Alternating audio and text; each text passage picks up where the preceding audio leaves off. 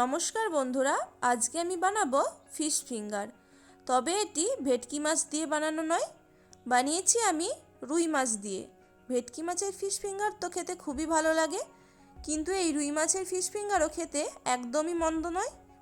দেখে নিন আমি কিভাবে এই ফিশ ফিঙ্গারগুলো বানিয়েছি। ফিশ ফিঙ্গার বানানোর জন্য আমি এখানে রুই মাছের 6টা পেটি নিয়েছি। এর মধ্যে এবার কোয়ার্টার টিস্পুন লবণ আর কোয়ার্টার টিস্পুন হলুদ গুঁড়ো মাখিয়ে নেব। এখানে মাছের পেটি নেওয়ার কারণ হলো পেটির মধ্যে যেহেতু কাঁটার পরিমাণ কম থাকে, সেই জন্য মাছ থেকে কাঁটা আলাদা করতে খুব সুবিধে হয়।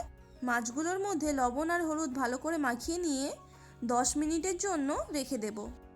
মাছগুলোকে অল্প একটু সেদ্ধ করে নেওয়ার জন্য একটা কড়াইয়ের মধ্যে 1 কাপ জল দিয়ে দেব। জলটা ফুটতে শুরু করলে মাছের পিসগুলো একে একে ওই জলের মধ্যে দিয়ে দেব। এবার ঢাকা দিয়ে মাত্র 5 মিনিটের জন্য মাছগুলোকে সেদ্ধ করব।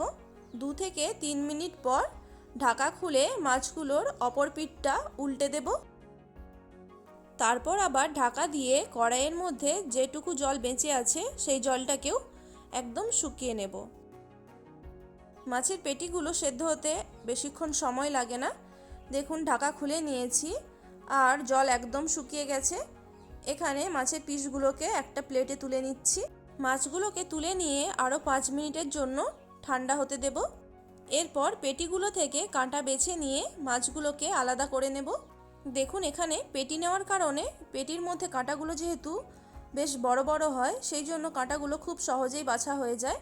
আর যদি এখানে গাদার মাছ ব্যবহার করা হতো তাহলে সেক্ষেত্রে কাঁটার পরিমাণ অনেকটাই বেশি থাকতো, মাছগুলো বাছতেও অনেকটা সময় লেগে যেত।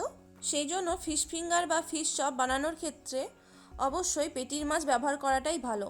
দেখুন বন্ধুরা, আমার এখানে সমস্ত পেটিগুলো থেকে মাছ আলাদা করে নেওয়া হয়ে গেছে আর মাছগুলোকে হাত দিয়ে একটু ভেঙে ভেঙে নিচ্ছি। এবার একটা কড়াইয়ের মধ্যে 1/4 কাপ সর্ষের তেল দিয়ে দেব। তেলটা ভালো করে গরম করে নিয়ে ওর মধ্যে 1 কাপ পরিমাণে মিহি করে কুচিয়ে রাখা পেঁয়াজ দিয়ে দেব। পেঁয়াজটা এখানে বেশি লাল করে ভাজার একদমই দরকার নেই, অল্প একটু নরম হয়ে গেলেই চলবে, কারণ ফিশ ফিঙ্গারের মধ্যে পেঁয়াজটা একটু গোটা গোটা থাকলেই খেতে বেশ ভালো লাগে। পেঁয়াজটা অল্প একটু ভেজে নিয়ে এবার ওর মধ্যে দিয়ে দেব 1 টিস্পুন আদা বাটা, 1 টিস্পুন রসুন বাটা আর দিয়ে দেব 1 টিস্পুন কাঁচা লঙ্কা বাটা। এখানে ঝালটা নিজেদের পছন্দ মতো দিতে পারেন আর এই সমস্ত উপকরণই একসঙ্গে বেটে নিতে পারেন। এবার এই সব কিছুকে ভালো করে মিশিয়ে নিচ্ছি। দিয়ে দেব কোয়ার্টার টিস্পুন লঙ্কার গুঁড়ো, কোয়ার্টার টিস্পুন হলুদ গুঁড়ো আর কোয়ার্টার টিস্পুন জিরে গুঁড়ো। এবার এই সমস্ত উপকরণকে আরও একবার ভালো করে মিশিয়ে নিচ্ছি। মিডিয়াম ফ্লেমে মশলাটাকে কিছুক্ষণ কষিয়ে নিতে হবে। এবার মশলা থেকে তেল ছেড়ে দিলে ওর মধ্যে ছাড়িয়ে রাখা মাছগুলো দিয়ে দেব। মাছগুলোকে মশলার মধ্যে দিয়ে কিছুক্ষণ সময় ধরে মিডিয়াম ফ্লেমে কষিয়ে নিতে হবে, যাতে মাছটা এখানে অল্প একটু ভাজা ভাজা হয়ে যায় মশলার সাথেই। এখানে দিয়ে দেব স্বাদ মতো লবণ আর দিয়ে দেব কোয়ার্টার টিস্পুন গোলমরিচ গুঁড়ো। এগুলিকেও ভালো করে সমস্ত কিছুর সাথে মিশিয়ে দিচ্ছি। এভাবে একটু চেপে চেপে প্রেসার দিয়ে মাছটা মশলার সাথে ভালো করে মিশিয়ে দিতে হবে। কিছুক্ষণ পর দেখতে পাবেন এভাবে মশলাটা থেকে তেল ছেড়ে দিয়েছে। এই পর্যায়ে এর মধ্যে দিয়ে দেব 1/2 কাপ ব্রেড ক্রাম্বস। ব্রেড ক্রাম্বসের পরিবর্তে চাইলে এখানে বিস্কুটের গুঁড়ো ব্যবহার করা যেতে পারে। মাছের পুরটা যেহেতু নরম হয়, ফিশ ফিঙ্গার বানানোর সময় এগুলি ভেঙে যেতে পারে, সেই জন্য এর মধ্যে ব্রেড ক্রাম্বস মিশিয়ে নিলে এগুলি আর ভেঙে যাবে না, টাইট থাকবে। ভালো করে সমস্ত কিছু মিশিয়ে নেওয়ার পর সবশেষে এর মধ্যে দিয়ে দেব ধনেপাতা কুচি আর কোয়ার্টার টিস্পুনের মতো গরম মশলার গুঁড়ো। এগুলিকেও একবার ভালো করে মিশিয়ে নিচ্ছি। দেখুন বন্ধুরা, এখানে ফিশ ফিঙ্গারের জন্য স্টাফিংটা তৈরি করে নেওয়া হয়ে গেছে। এবার গ্যাসের ফ্লেমটা অফ করে দেব। মাছের পুরটা বেশ গরম আছে এখানে, সেই জন্য একটা প্লেটে ঢেলে নিচ্ছি। কিছুক্ষণের জন্য ঠান্ডা করে নেব। পুরটা ঠান্ডা হয়ে গেলে হাত দিয়ে একটু চেপে চেপে মাখিয়ে নিচ্ছি। এভাবে একটু টাইট করে মাখিয়ে নিলে ফিশ ফিঙ্গারগুলো বানানোর সময় কিন্তু একদমই ভেঙে যাবে না। দেখুন এভাবে একটা ডোয়ের মতো করে তৈরি করে নিয়েছি। এবার এই সম্পূর্ণ ডোটা থেকে ছোট ছোট লেচির মতো করে বা বলের মতো করে কেটে নিচ্ছি, যাতে সব ফিশ ফিঙ্গারগুলো একই রকম সাইজের হয়।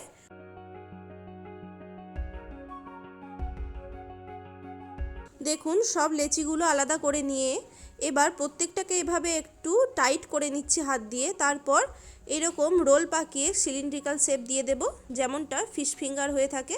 আরও একটা বানিয়ে দেখিয়ে দিচ্ছি দেখুন। শুরুতে একটু এইভাবে টাইট করে নিলে তারপর রোল বানালে ফিশ ফিঙ্গারগুলো কিন্তু একদমই ফেটে যাবে না।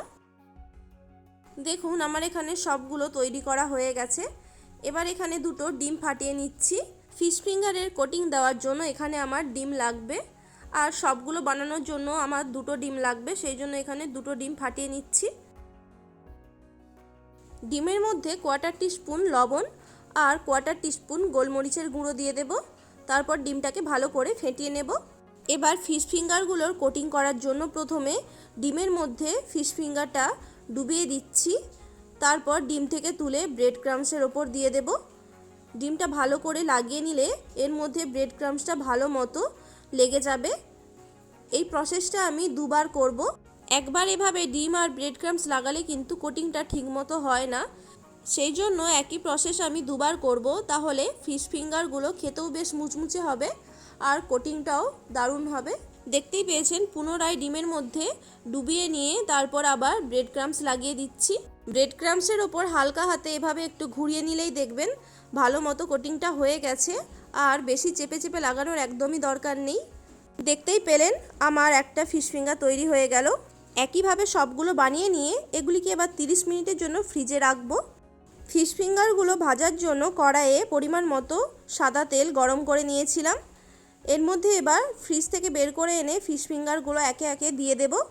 প্রথমে কিছুক্ষণ গ্যাসের ফ্লেমটা বাড়িয়ে ফিশ ফিঙ্গারগুলো ভেজে নেব, তারপর মিডিয়াম ফ্লেমে রেখে ফিশ ফিঙ্গারগুলোকে উল্টে পাল্টে লাল করে ভেজে নিতে হবে।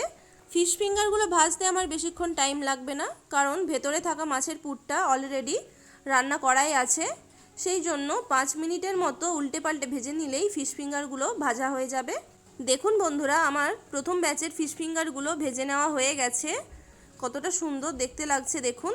এবার একটি প্লেটের মধ্যে এটিকে রেখে দেব। একইভাবে বাকিগুলোও ভেজে নিচ্ছি।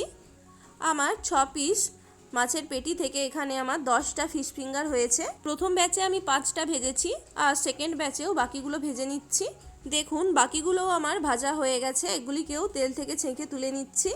সব সময় তো আমাদের বাড়িতে ভেটকি মাছ থাকে না, সেই জন্য রুই মাছ বা কাতলা মাছ দিয়েও কত সহজে দেখুন এই রকম ফিশ ফিঙ্গার বানিয়ে নেওয়া যায়। এগুলি দেখতে যতটা লোভনীয় লাগছে, খেতে ঠিক ততটাই সুন্দর হয়েছিল, আর আমার বাড়ির সবাই তো খেয়ে খুবই প্রশংসা করেছে।